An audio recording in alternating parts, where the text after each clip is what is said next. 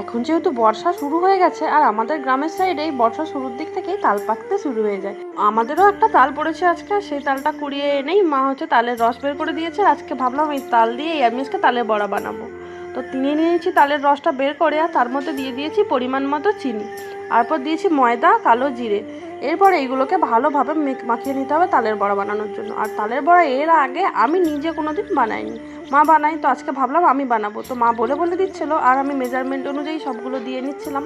তো এরপর সবগুলোকে ভালোভাবে মিশিয়ে নিয়েছি।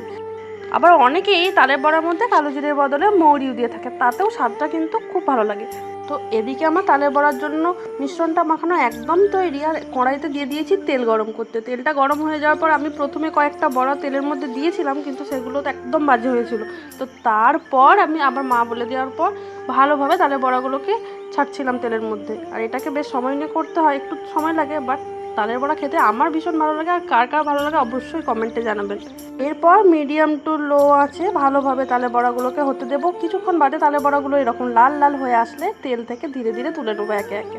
এভাবে আমি সব বড়াগুলো একে একে ভেজে নিয়েছিলাম, তারপর প্লেটে সাজিয়ে আপনাদের জন্য নিয়ে চলে এসেছি। আর কেমন লাগলো ভিডিওটা অবশ্যই জানাবেন, ভালো লাগলে একটা লাইক করে দেবেন।